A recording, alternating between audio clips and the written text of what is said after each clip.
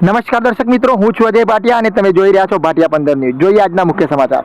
અરવલ્લીના માલપુર તાલુકાના નાનાવાડા ગામના વિકાસના નામે ગ્રામજનોને હાલાકી ભોગવવાનો વારો આવે છે। આરસીસી રોડ બનાવવાની કામગીરી બાદ રસ્તાની બંને બાજુના બ્લોક ઉખાડી નાખવામાં આવ્યા, પરંતુ છેલ્લા 3 મહિનાથી ખાડા અને માટીના ઢગલાઓ યથાવત રહેતા ગ્રામજનોમાં ભારે રોષ જોવા મળી રહ્યો છે। સ્થાનિકોના આક્ષેપ મુજબ વારંવારની રજૂઆત છતાં સરપંચ અને જવાબદાર તંત્ર દ્વારા કોઈ નક્કર કાર્યવાહી કરવામાં આવી નથી। પરિણામે વાહન ચાલકો મુશ્કેલી પડી રહી છે। અકસ્માત બનાવ બન્યા હોવાના દાવા થઈ રહ્યા છે અને નાનાવાડા અમદાવાદ બસ સેવા પણ પ્રભાવિત થઈ હોવાનું કહેવાઈ રહ્યું છે। હવે ગ્રામજનો સીધો સવાલ પૂછી રહ્યા છે, જો વિકાસ કરવો હતો તો કામ અધૂરું કેમ છોડ્યું? 3 મહિનાથી જનતાને હાલાકી ભોગવવા મજબૂર કરનાર જવાબદાર કોણ?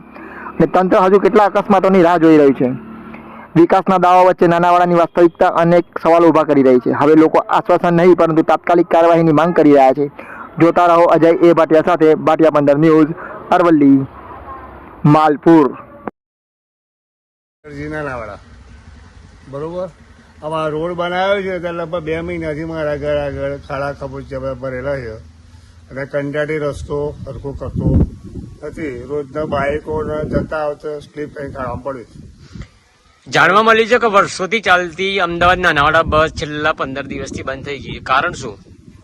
બસ તો આ ઢગલો હતો વચ્ચે માટીનો, એ ઢગલાની સારી બસ બંધ થઈ ગઈ। ઢગલા લગભગ 2-3 દિવસ પહેલા હટાવ્યો બસ।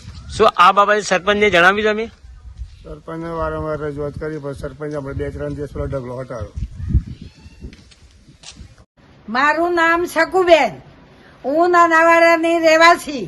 મારા દુકાન અગાડી ખાડા પૂર્યા નથી કોઈએ, ગોળી નાખ્યું, પથ્થર છે, 2 જણા પડી ગયા, એમના પગ ના હાથ બંને ભાગી ગયું છે।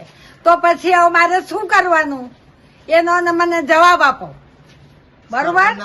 હા, પેલા રજૂઆત એ બધાના હાથે, કોન્ટ્રાક્ટી હાથે, તો બધાના હાથે રજૂઆત કરેલી જ છે। તો કે મારી જવાબદારી નથી, સરપંચ પૂરી આલે। સરપંચ એમ કે વરસાદ આવે તાણે અમે પૂરશું, તો સુધી આ પથ્થરોમાં મારે શું કરવાનું? કેટલા જણા પડી ગયા, અમારા દાદાથી ચલાતું નથી, તો દાદા નીચે ઉતરવું હોય તો કેવી રીતે ઉતરી શકે? એ જોવું પડે કે નહીં, ગોળી તો નાખ્યું ના, લોક બધા ફિટ કરવા કોઈ તૈયાર નથી થતું, તો શું કરવાનું પછી અમારે? એમ